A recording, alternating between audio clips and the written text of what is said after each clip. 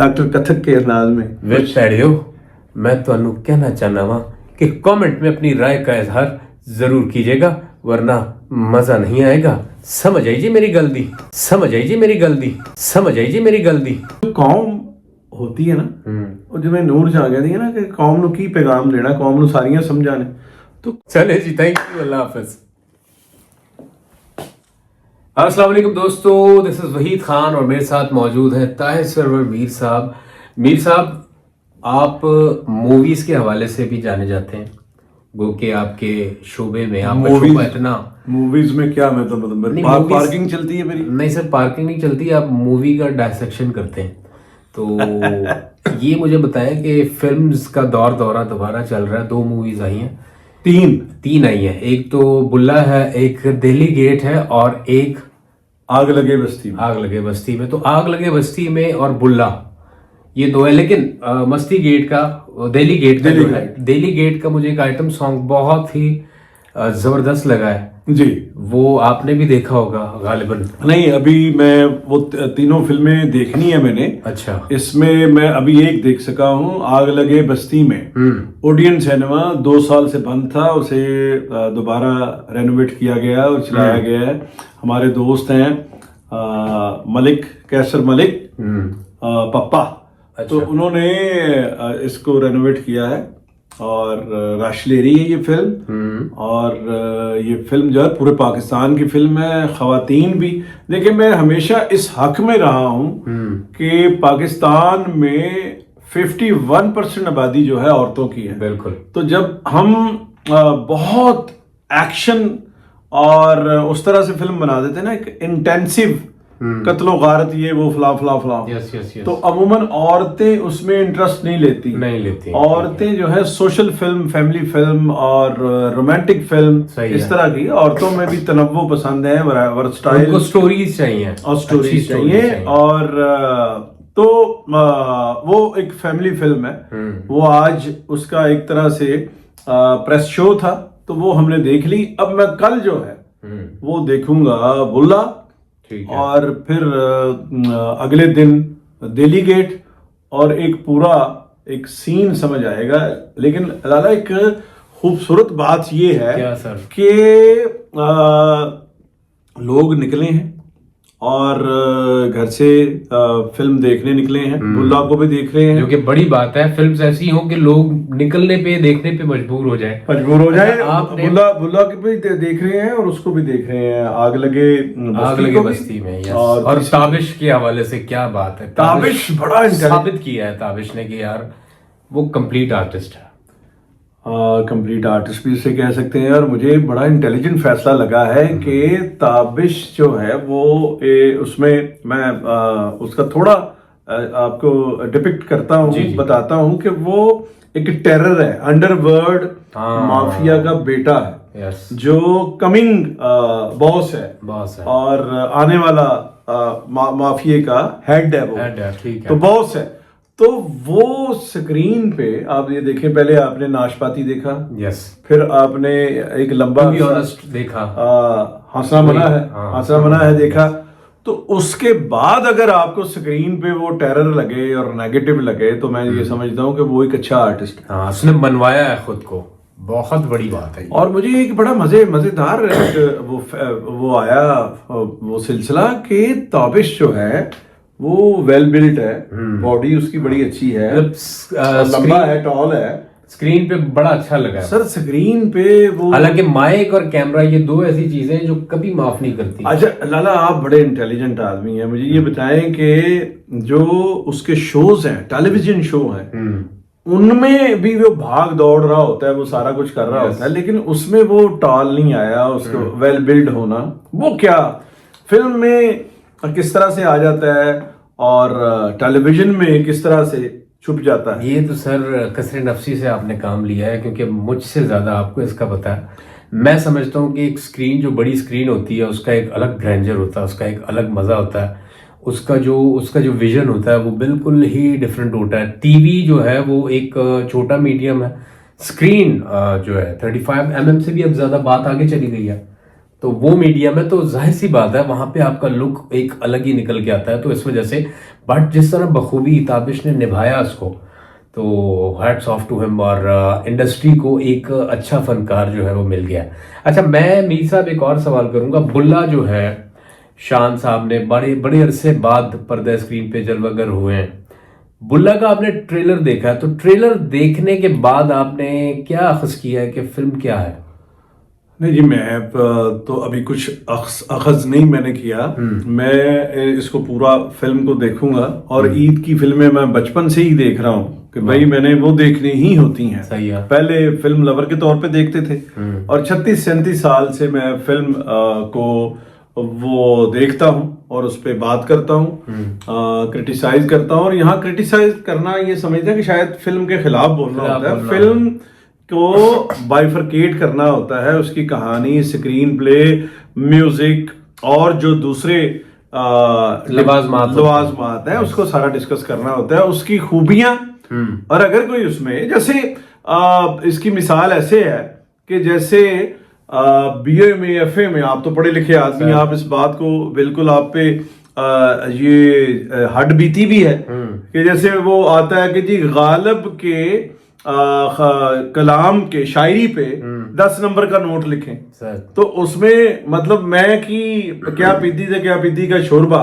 लेकिन ये एक सवाल होता है, उसको हम गालिब के कलाम को डायसेक्ट करते हैं, उसका वो जिस तरह डायसेक्शन की जाती है उस तरह हम जो है उस पे बात कर रहे होते हैं। तो हमारे यहाँ फिल्म पे बात करना, ये समझते हैं कि शायद मुखालफत हो रही है। और देखिए, मेरी जाती राय ये है कि फिल्म पाकिस्तान में अभी ये तकाजा करना कि हम बना लेंगे, टाइटैनिक बना लेंगे, या उससे पहले हम फ्रांसिस डी कपोला की गॉड फादर बना लेंगे, तो हमारे यहाँ फिल्म जो है वो अभी ग्रेजुअली वो अपनी पहले तो बका की जंग लड़ रही है।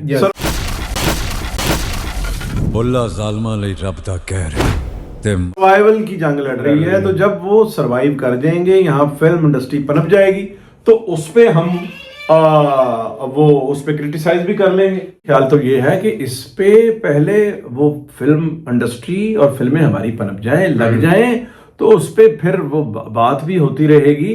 तो लेकिन एक यहाँ पंजाब में, लाहौर में बहुत सारे इंटेलेक्चुअल्स ने और पढ़े लिखे, मुझे बल्कि आज मेरी बात हुई सेनेटर परवेज रशीद साहब से। अच्छा। उनको बहुत एक वो रंज था इस बात का कि जी हमने अपने एक सूफी कैरेक्टर को जो अमन आशिकी और अपने आप को मिटाने का इतने साबर थे, बुल्ले शाह इतने साबर थे कि उन्होंने पहले तो सैयद होके वो तवाइफों के यहाँ नौकरी की, कंजरों के, अपनी जात की नफी। उसके बाद उन्होंने सैयद होते हुए अराई, जो उनके मुर्शद थे, वो अराई थे। अच्छा। उनके वो मरीद हुए, मुर्शद उनके अराई थे, वो सैयद थे। तो क्या उनका केस ये है, ये लोगों का, जिसमें परवेज रशीद साहब भी शामिल होने के जी, कि ये हमारे पास आप मौला जट तो दिखा रहे हैं, उसको दिखा रहे हैं कि खून और ये और वो मुतशद्दद, आपने बुल्ले को भी जो है वही वो करवा दिया। और बुल्ले भी मैंने ये फिल्म देखी नहीं है, और इसमें मैं खुद फिल्म देखूंगा और उस पर कोई बात। लेकिन ये जो चार्जशीट उसके खिलाफ की जा रही है वो ये लोग कह रहे हैं। लेकिन मेरी जाती राय ये है कि बुल्ले शाह को ना डीफेम किया जा सकता है, ना उनको मुतशद्दद दिखाया जा सकता है। अगर किसी फिल्म में किसी ने ऐसा कर दिया है तो मैं ये नहीं समझता कि पंजाबी के खिलाफ साजिश है या सूफीज़म के खिलाफ साजिश है। लेकिन मेरा कहना एक बंदे का कहना है, मैं ऐसे ये नहीं समझता ये सबका कि ये सबका ओपिनियन है। तो इसका एक रिएक्शन भी आ रहा है। सही है। तो ऐसा अच्छा, अच्छी बात ये हो रही है कि ये जो हमारी फिल्म इंडस्ट्री दम तोड़ गई थी, बीच बीच में बड़ी फिल्म्स बनी है, बट एक प्रॉब्लम ये आता है कि सवाल पैदा हो रहा है कि यार फिल्म इंडस्ट्री वैसे पैरों पे खड़ी हो नहीं पाई या हो नहीं पा रही। जो फिल्म्स बनती हैं वो अपना बजट भी पूरा नहीं करती, वो रिटर्न भी नहीं होता। अब देखे ना, जितना जो आपने लगाया ये वही आ जाए, तो इस वजह से कोई हिम्मत नहीं करता। तो इस माहौल में अगर 4 मूवीज या 3 मूवीज बन रही हैं तो आप नहीं समझते कि ये बहुत बड़ी बात है? मैं इसे पार्शली बड़ी बात समझता हूँ। और देखें, ये फिल्म बनाना ना सिर्फ इंडिविजुअल का काम है और ना रियासत की कोई जिम्मेदारी है। ये मिलजुल के सोसाइटी में एक जिम्मेदाराना रवैया होना चाहिए। सही बात। कि मैंने यहाँ देखा है, एक छोटी सी एग्जांपल मैं आपको बात सुना देता हूँ। शौकत खाना मेमोरियल हॉस्पिटल में आमिर खान आए जी, और शान भी वहाँ मौजूद थे, हमारे हीरो, और बहुत बड़े आर्टिस्ट हैं। और शान, उमर शरीफ उस महफिल में होस्ट थे। उमर मैंने कदम रखा है यहाँ लाहौर में, इतने प्यार से लोग मुझसे मिले हैं। शरीफ साहब ने बुलाया शान को, तो कोई 40% 60% लोगों ने तालियां बजाई। तालियां कम थी। शान ने उसका इजहार भी किया। उसके बाद वो आमिर खान आए, तो उन्हीं लोगों ने इस तरह की तालियां बजाई, इस तरह की तालियां बजाई। तो ये जो कौम होती है ना, और जो मैं नूर जहाँ कहती है ना कि कौम नू की पैगाम देना, कौम नू सारियां समझाने, तो कौम को ये पता होना चाहिए कि हमारी फिल्म है, हमने उसे सपोर्ट करना है, हमने उसको जाके एक लेगेसी है, एक दुनिया, मॉडर्न दुनिया में और पिछली दुनिया में, जब से ये फिल्म इजाद हुई है, एक 100 साल का सफर है। 100 साल तक यहाँ पहुंची है। उसमें हमारी इंडस्ट्री ने अरूज भी हासिल कर लिया। पहले वो पनपी, फिर अरूज हासिल कर लिया, फिर जवाल हुए। अब कोई 10-15 साल नहीं है लाला, ये जवाल शुरू हो गया हुआ है। कोई 30-35-40 साल से जवाल शुरू हो गया हुआ है। उस वक्त से ये जवाल शुरू हुआ है जब ढाका हमसे अलहदा हुआ था।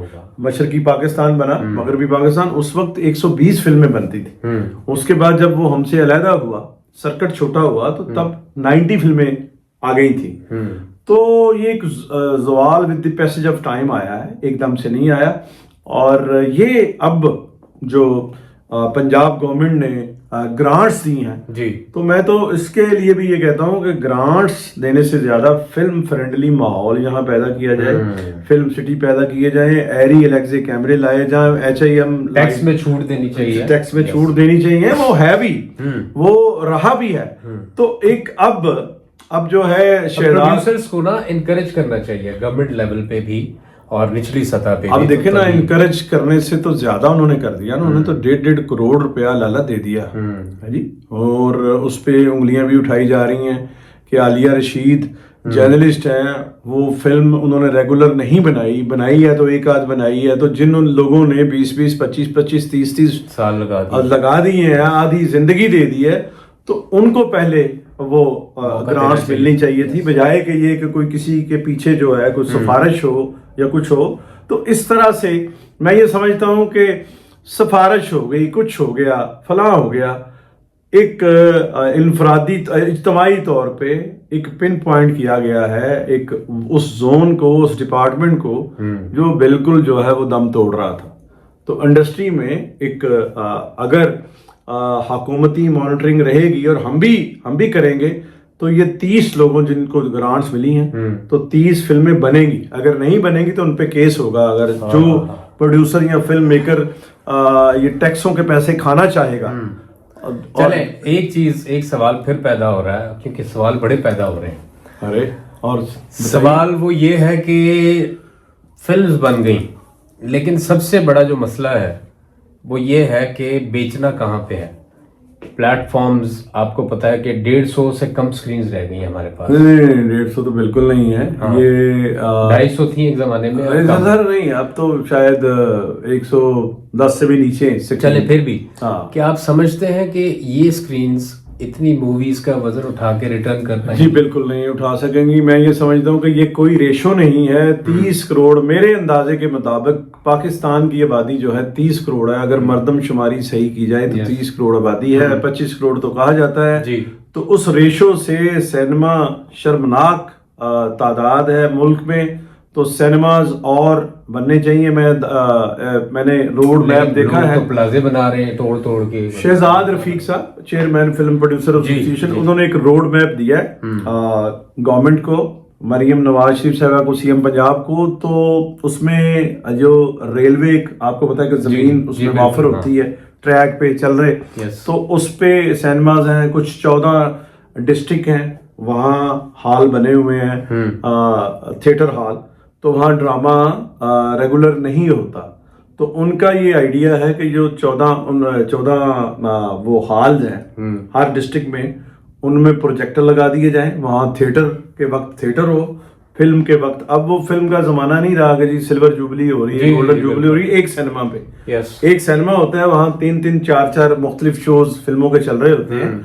तो अब ये मुमकिन है कि 14 वो सिनेमे ऐड किए जाए, 2 सिनेमे लाहौर में वैसे बन रहे हैं, पंजाब गवर्नमेंट बना रही है, और उसके बाद अगर रेलवे में की जमीन में सिनेमा बन जाए, और फिर वो पुराने टूरिंग टाकी जो SMD लगा के और साउंड बोर्ड लगा के एक सिनेमा कराची में, आपको कराची बहुत अरसा रहे हैं, वो गाड़ियों में बैठ के भी सिनेमे होते थे, बाहर बैठ के ड्राइव-इन सिनेमा।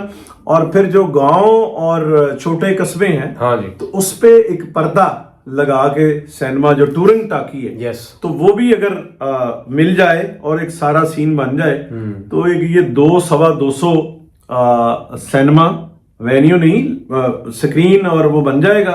तो वो एक मुनासिब तादाद हो जाएगी, और फिर सिनेमा कुछ वो फिल्म जो है रिवाइव पे बैक कर पाए।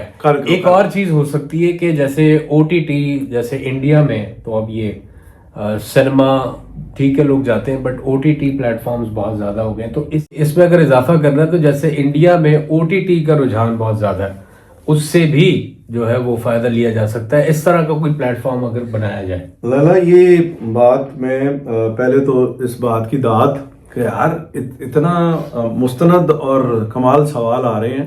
अमूमन हमारे जो फिल्म को कवर कर रहे होते हैं जर्नलिस्ट, वो ये फैक्टर जो है हमेशा फरामोश करते हैं। OTT का सामना ना सिर्फ हमें है, बल्कि हॉलीवुड को भी है और बॉलीवुड को भी है जी।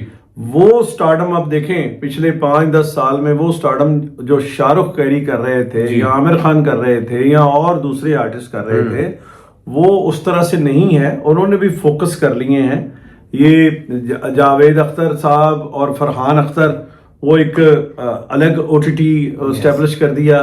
फरहान अख्तर और सलमान खान ने कितने आदमी थे, सलीम खान और जावेद अख्तर साहब की वो स्टोरी चला के वो किया। फिर द रोशंस, वो आपने देखा कि जिसमें बड़े रोशन, ऋतिक रोशन, राकेश रोशन और राजेश रोशन, उनकी कहानी। तो ये OTT प्लेटफॉर्म जो है, मैं ये समझता हूँ कि ये जो रियासत के करने के काम होते हैं, बाज़-औक़ात वो इनकॉम्पिटेंट लोगों को पैसा जाया भी हो जाता है कौम का जी। तो उस सूरत में जो ये सिर्फ पतलू पे इन्वेस्टमेंट कर देना या किसी जर्नलिस्ट को पैसे दे देना कि भाई आप ये फिल्म बनाएं और प्रोपेगेंडा फिल्म को काउंटर करें, तो मैं ये समझता हूं कि ये OTT, गवर्नमेंट और रियासत से मुराद मेरी क्या है, वो रियासत फौरन समझ आ रही होगी उन्हें। OTT प्लेटफॉर्म जो वहीद लाला कह रहे हैं, ये इंतहाई सेंसिबल बात है और इंतहाई इंपॉर्टेंट बात। ये धुरंधर जो फिल्म है जी, धुरंधर फिल्म जो है सिनेमा में, वहां इसकी पजीराई इसको नहीं मिली इंडिया में भी, जिसके लिए इतनी इन्वेस्टमेंट की गई है और इतने पैसे लेकिन OTT पे ये सबको अवेलेबल है। और फिर हमारे यहाँ मैं ये देखें कि कमाल बात है कि मलका तरन्नुम नूरजहां के जितने तराने बने हैं हमारे यहाँ, हमने सुने हैं, उतना ही नेशनलिज्म में हम वीक हैं। ये धुरंधर पाकिस्तानियों को देखने की क्या जरूरत है, लेकिन वो देख लेते हैं, भले बाद में वो गालियां ही निकाल रहे हो, लेकिन जब आप अपनी क्यूरियोसिटी जो है वो खत्म करनी होती है। लाला, जब टिकट आपने बाय कर ली तो आपने उनको पे कर दिया है ना, मेंबरशिप आपने ले ली तो आपने वो कर लिया। तो OTT हमें अपने आबाद करने होंगे, और कारपोरेट्स, ये जो चैनल ये बड़े चैनल जो है, मैं नाम भी ले लेता हूँ, जियो, ARY और दूसरे जो ग्रुप्स हैं, इनको चैनल से आगे बढ़ के अब OTT प्लेटफॉर्म पर इन्वेस्टमेंट करनी चाहिए। और OTT इतना कोई हलवा नहीं है, उस पे तो बहुत सी मनाजिल तय करनी होगी, फिर आप कुछ रीगेन कर सकते हैं उसमें से, या आप को हासिल उसूल होगा। सबसे पहली शर्त ही ये है कि कंटेंट आपका छूता होगा तो लोग देखेंगे, ना सिर्फ पाकिस्तानी बल्कि पूरी दुनिया में आपका मवाद देखा जाएगा जिस तरह इंडिया का देखा जाता है, तो आपको काम भी वैसा करना पड़ेगा। लाला देखें, बात ये है कि पाकिस्तान के जो मेकर हैं उन्होंने बड़े लिमिटेड रिसोर्सेज में और आज़ादी इज़हार की पाबंदी के साथ साथ बहुत अच्छा काम किया है। पीटीवी में कितनी बाइंडिंग थी, रियासती टीवी और फिर हुकूमती टीवी, उसमें कैसा कैसा काम हुआ है, 50-50 और फलां और ये और वारस और फलां। अब वो तो प्रॉब्लम्स जो डिस्कस होती थी वो तो एवरग्रीन है ना, आज भी वही है। अब देखें ये जब प्राइवेट वो एंटरटेनमेंट आ गया, हमारा इंडस्ट्री आ गई, कॉर्पोरेट्स आ गए, तो फिर आजादी आई ना, आजादी आई। जब आप ओटीटी है उसको फिर रियासत मॉनिटर नहीं करती, वो फिर एक वो बैनुल अक़वामी प्लेटफॉर्म होता है और हेडलेस चिकन होता है वो, तो हाँ कि वो इधर भी मार रहा है सर उधर। तो मैं ये समझता हूं कि आपने बड़ी अहम बात की है कि पाकिस्तान की रियासत को, पाकिस्तान के कॉर्पोरेट्स को और फिर इंडिविजुअल, मुझे, आपको और इन्वेस्टर जो, फिर देखें पाकिस्तान का ड्रामा जो है पूरी दुनिया से माना जाता है, अप्लास ला रहा है, दाद ला रहा है, ठीक है ना जी। वैसा करना चाहते हैं लेकिन दुनिया से जब पाकिस्तानी ड्रामा बन नहीं पाता, वो तो जब देखें, जब हमारा ये प्रोडक्ट जो है, हमारा ड्रामा गया है वहाँ जिंदगी में और तो उसमें अमिताभ बच्चन की तरफ, साहब की तरफ से दाद आई है, शाहरुख की तरफ से दाद आई है ना, बिल्कुल। तो फिर जो होता है ना पंजाबी में, नस्लियां नु बाण सांझे होंदे ने, तो मैं ये समझता हूँ कि ये वक्त की अहम जरूरत है और ये इतना अहम है कि अगर आप एक सेकंड उसको इग्नोर करेंगे, नजरअंदाज करेंगे, तो आप जो मलका तरन्नुम नूर जहां कहती थी ना कि बाजे को आप एक दिन छोड़ेंगे, आपको 21 दिन पीछे करना, तो एक सेकंड अगर आप इसको छोड़ेंगे ओटीटी को, तो आप ये समझें कि आप एक साल जो है उसको नजरअंदाज कर रहे हैं। ये हमें फौरन जो है सितारों पे कमंद डालनी चाहिए। तो नाजरीन, आपने देखा ताहिर सरवर मीर के यूट्यूब चैनल पे ताहिर सरवर मीर साहब ने आपको जो है वो बहुत सी बातें बताई और मुझसे जितने सवालात हो सके रिगार्डिंग सिनेमा या फिल्म इंडस्ट्री, तो वो आपने सुने। बाकी अपनी कीमती राय का आप इजहार कमेंट्स की शक्ल में कीजिएगा, आप जरूर कीजिएगा, और डॉक्टर के अंदाज में, डॉक्टर कथक के अंदाज में। विच पैडियो मैं तुहानू कहना चाहना वा कि कमेंट में अपनी राय का इजहार जरूर कीजिएगा, वरना मजा नहीं आएगा। समझ आइए मेरी गल दी।